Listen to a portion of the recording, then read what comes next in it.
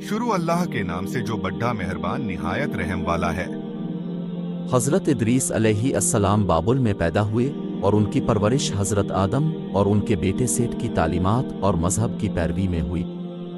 हज़रत इदरीस अलैहिस्सलाम हज़रत आदम अलैहिस्सलाम की 5वीं नस्ल में से थे।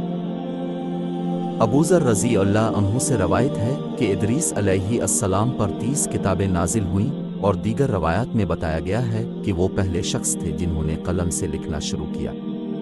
चुनांचे इदरीस अलैहिस्सलाम से पहले लिखना इस वक्त तक मौजूद नहीं था जब तक कि अल्लाह सुब्हाना व तआला ने उन्हें लिखना नहीं सिखाया और आप ही ने लोगों को लिखना सिखाया।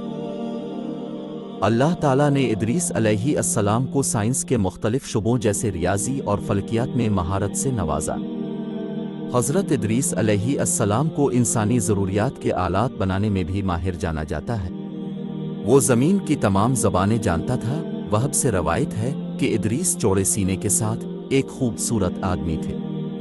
इसके जिस्म पर बाल कम और सर पर ज़्यादा थे।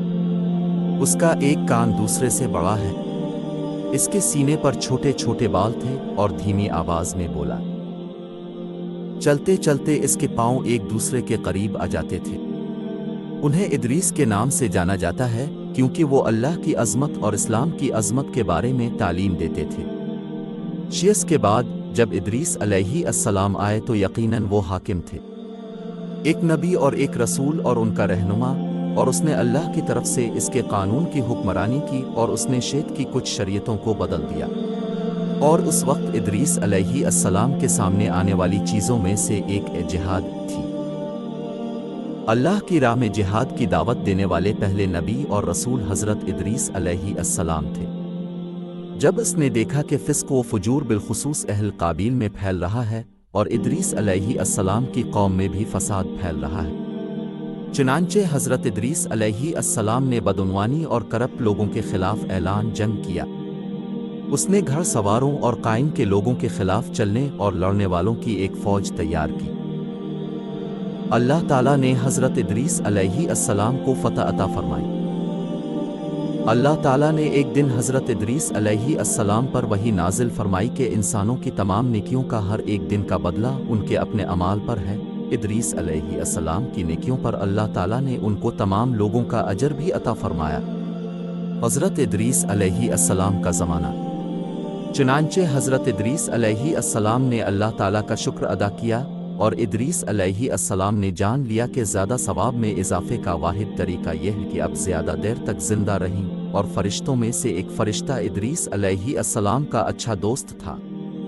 इसके एक साथी तो इदरीस ने इस फरिश्ते को बताया कि अल्लाह ताला ने मुझ पर वही की कि मुझे हर एक दिन तमाम नेकी और इस रोए ज़मीन के तमाम लोगों के अमाल मिलते हैं जो मेरे अपने इनाम के बगैर हैं, मेरे अपने अच्छे कामों में सबसे ऊपर। क्या कोई मौका है कि अब मौत के फरिश्ते से बात करें और उससे मेरी ज़िंदगी में ताख़ीर करने और मुझे और ज़्यादा जीने के लिए कहीं? तो फरिश्ते ने कहा, हम देखेंगे।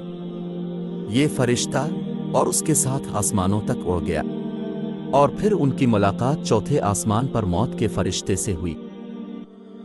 तो इस फरिश्ते ने मौत के फरिश्ते से कहा कि इदरीस पूछ रहा है कि क्या तुम उसे लंबी उम्र दे सकते हो? तो मौत के फरिश्ते ने कहा, और इदरीस कहाँ है?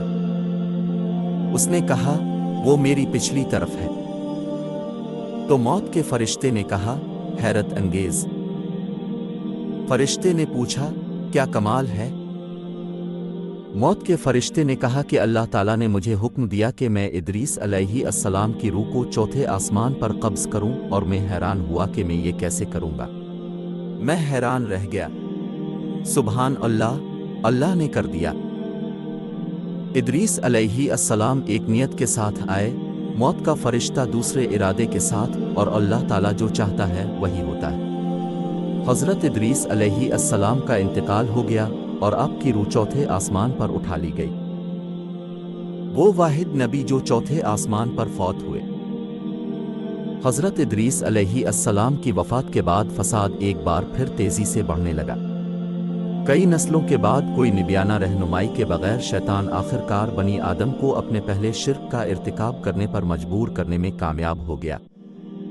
प्यारे दोस्तों, अगर आप लोगों को हमारी ये पोस्ट पसंद आई हो اور اگر آپ کو اس پوسٹ سے کچھ علم حاصل ہوا ہو تو نیچے دیے گئے شیئرنگ بٹن کو دبا کے برائے مہربانی اس پوسٹ کو شیئر ضرور کر دیں۔ شکریہ۔